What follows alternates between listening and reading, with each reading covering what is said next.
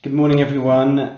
My name is Tim Phillips. I'm from eSig Intelligence. Thank you very much to the Arena team for inviting me to kick off this day of the nicotine segment of the Nicotine and Cannabis Strategies conference, virtual conference. Very sorry that we're not, we're not there together.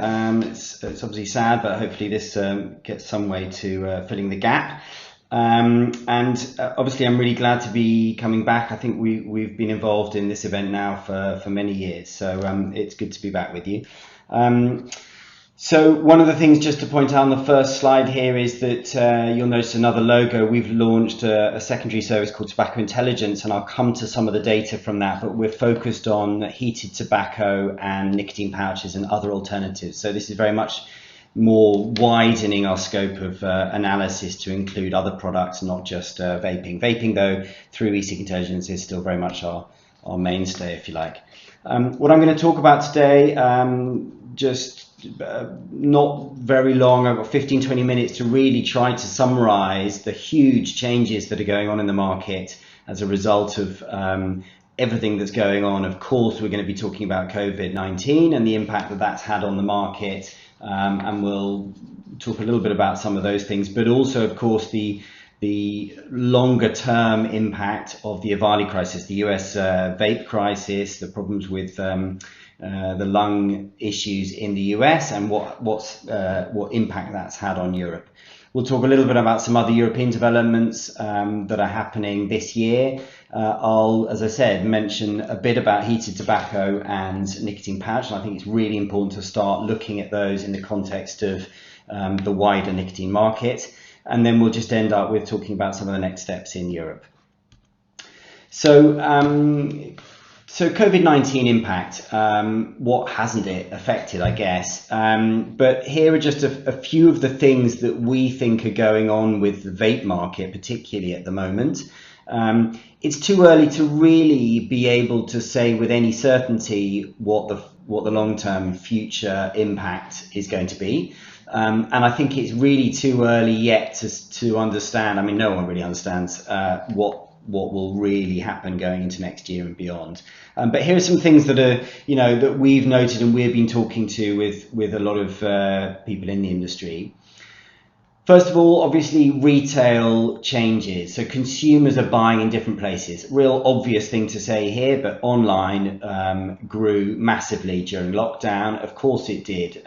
We've seen how well Amazon and online retailers like those guys are doing, but also it's had a very beneficial impact on some of the multi-brand online retailers that we track. I'll show you some data that kind of backs that up.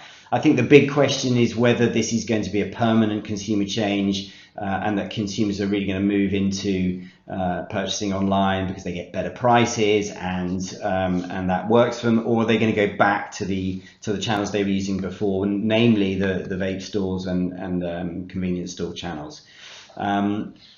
So we'll talk about that. Vape stores in general, I think, had a pretty bad lockdown in Europe, maybe worse than the equivalent vape stores in the US. I think a lot of vape stores in the US were deemed to be essential services and remained open. That wasn't the case throughout Europe, although in some of the major markets they were. So there was certainly some confusion in markets like the UK where some of them stayed open and then were forced to close.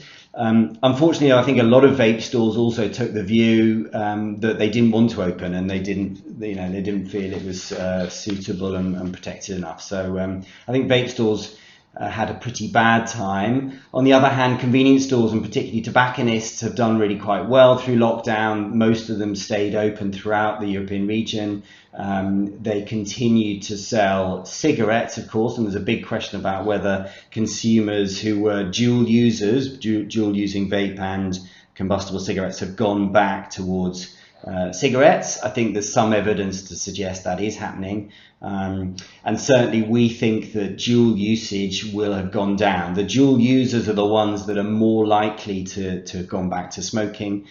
We think most of the solus users that were only vaping will have stayed with the category. But also, again, this kind of growth that some of the tobacconists and convenience stores have seen in terms of sales of e-cig products The question remains whether that's going to continue through into next year, and in many cases it will. But I think there's a big question mark over whether this is still a discretionary spend rather than an ordinary route to market for consumers. So that's the retail side.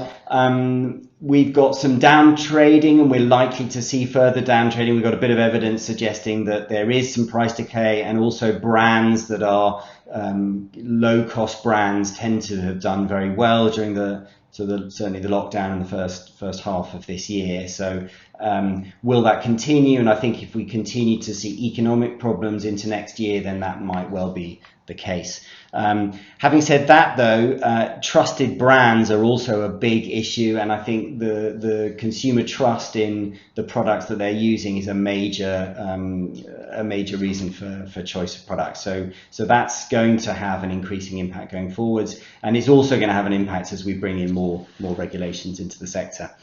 Final 2 points here. So hardware use, we've anecdotally heard that, of course, because there's been much less out of use home, there's a lot fewer people going out, we thought that might promote use of larger open system devices. The need to be able to slip something into the pocket before you go away or go out seemed to have been reduced during this lockdown period. In actual fact, I think a lot of the evidence we've got from Europe is suggesting the opposite's happening. We've got this general move towards smaller systems, both open and closed system pod and micro-tank devices. So I think that's not having an awful lot of impact, but it's certainly something to think about. And then the final point is just that in terms of regulations and the general move around debating the policy for e-cigarettes, a lot of the regulatory processes got stalled. A lot of the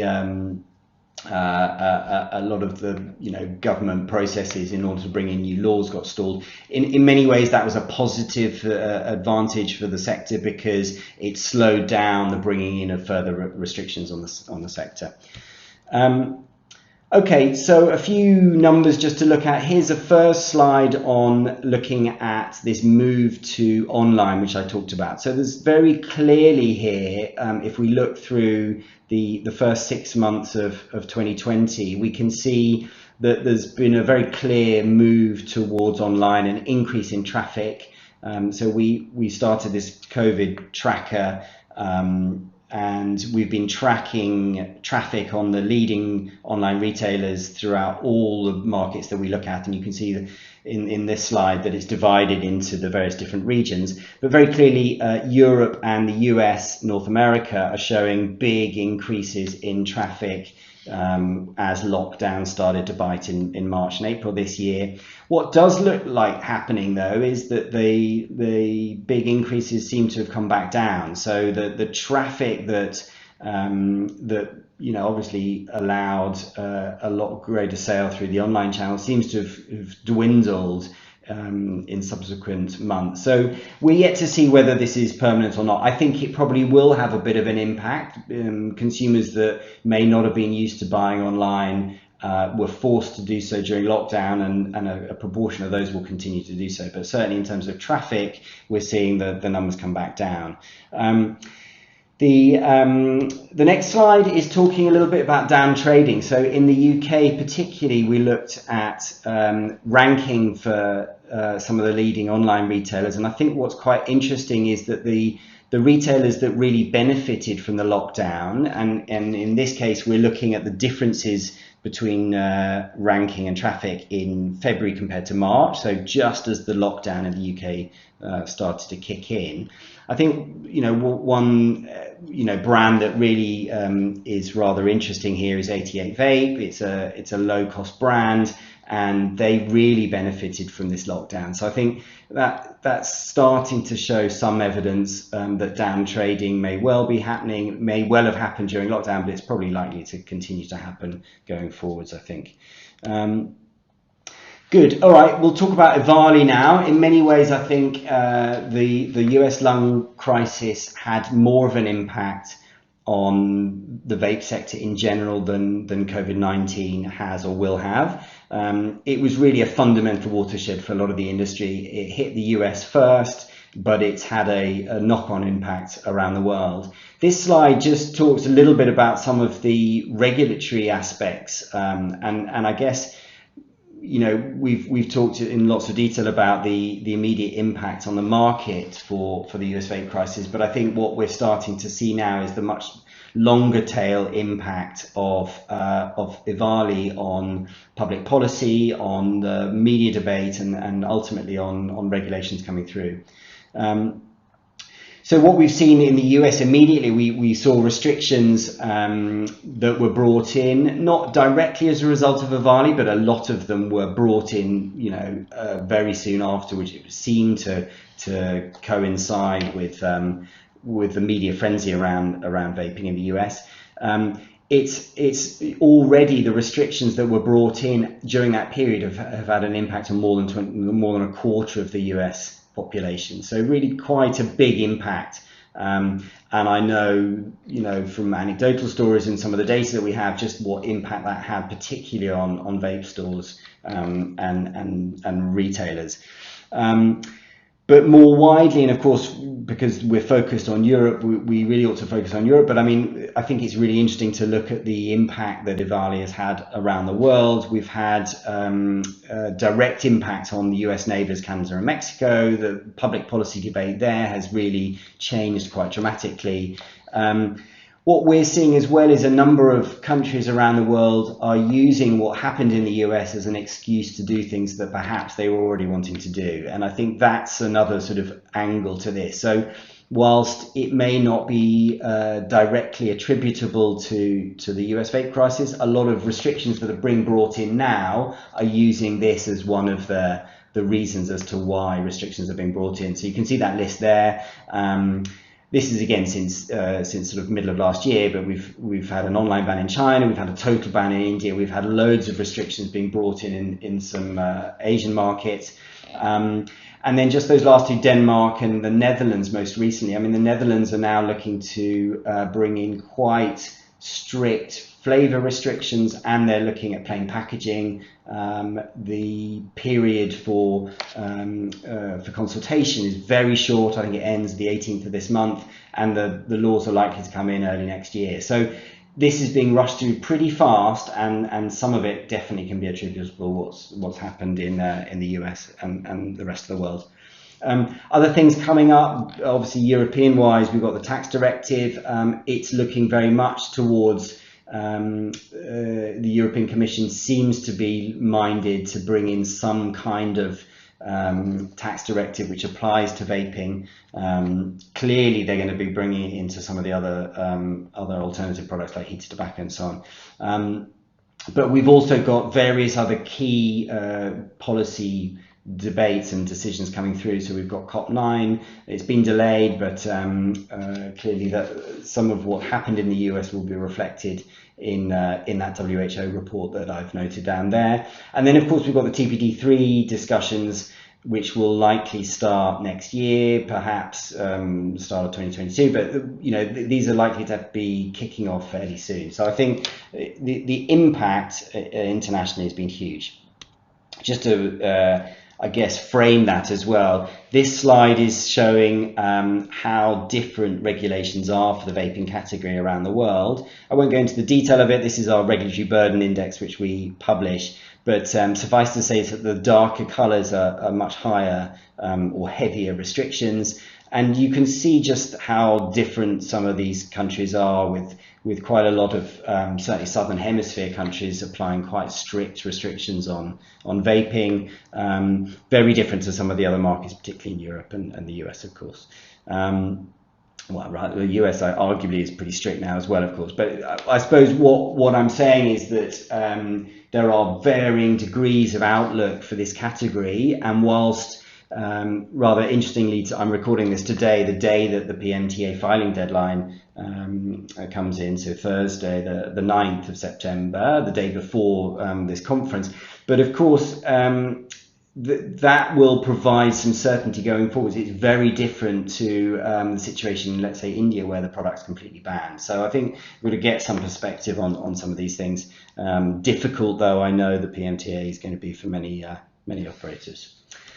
All right, what does it mean for our market expectations? Well, here's a couple of charts just showing how we changed our estimates as a result of both EVALI and COVID. You won't be surprised to know that we are much more negative than we were kind of this time last year. So our estimates in terms of US market, we were predicting a 20% growth into 2020, and our numbers are always midterm.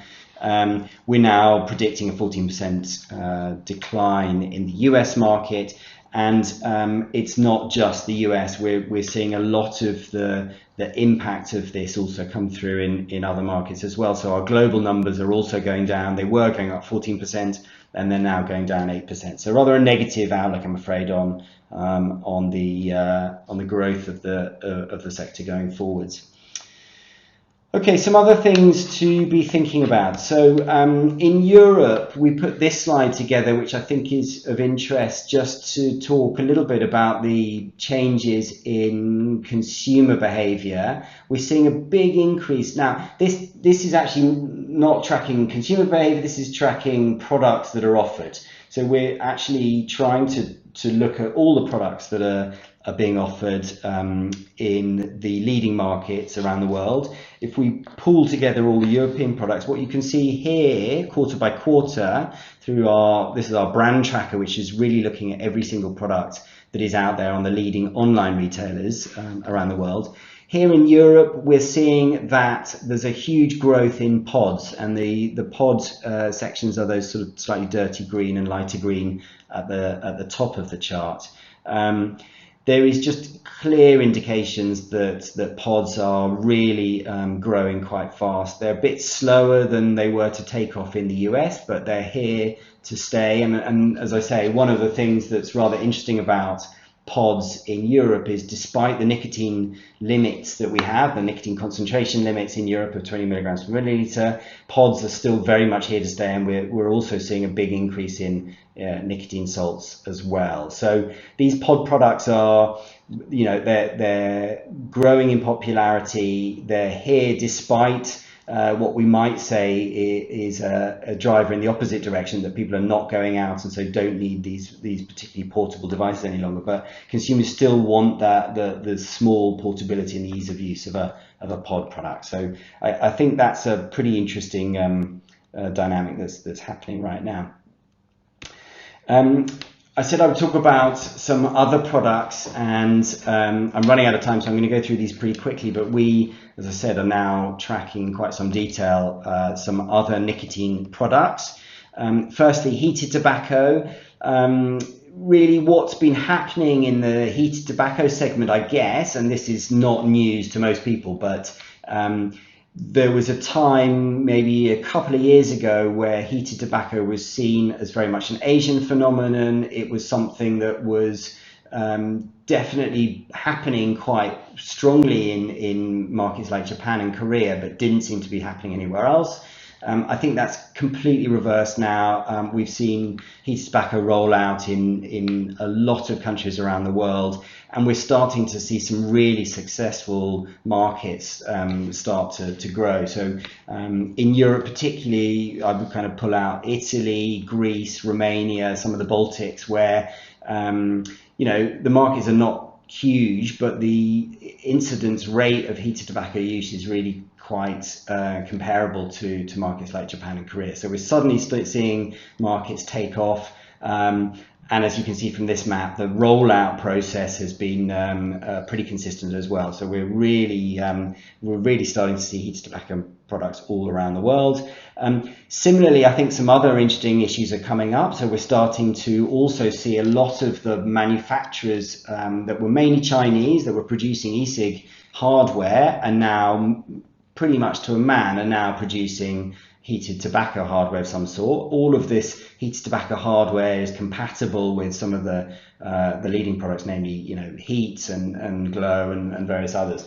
But we're certainly seeing in some markets, particularly Japan and Korea, but also markets like Russia now, where we're seeing a lot of compatible products that are not tobacco brand products coming into the market. And I think that presents quite an interesting new dynamic. And there are various issues with that that may crop up, namely that a lot of the products, the hardware, operates at different temperatures to the temperatures that they may have been designed to be used with.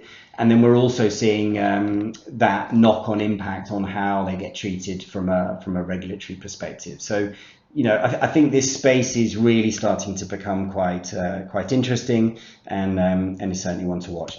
We've, in terms of this point about the market moving away from just being a Japan and Korea market towards a global market, I think you can see that from this slide.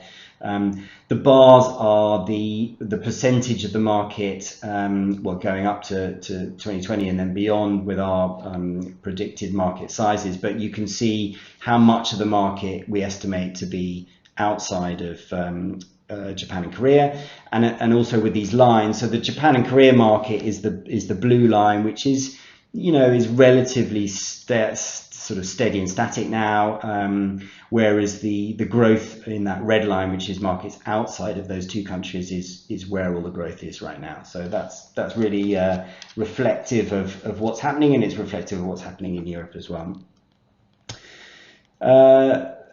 Slide about nicotine pouches. Just again, it's quite early to be saying an awful lot about nicotine pouches, but there's a lot of interest in them. We're seeing a lot of interest, funnily enough, from the vape category. So we just got some data back from our annual vape store survey in the US, and a lot of vape stores, there's like twice as much interest in nicotine pouches from vape stores this year compared to last. So we're really starting to see some interest in these new products, potentially from consumers that are not traditional snus users.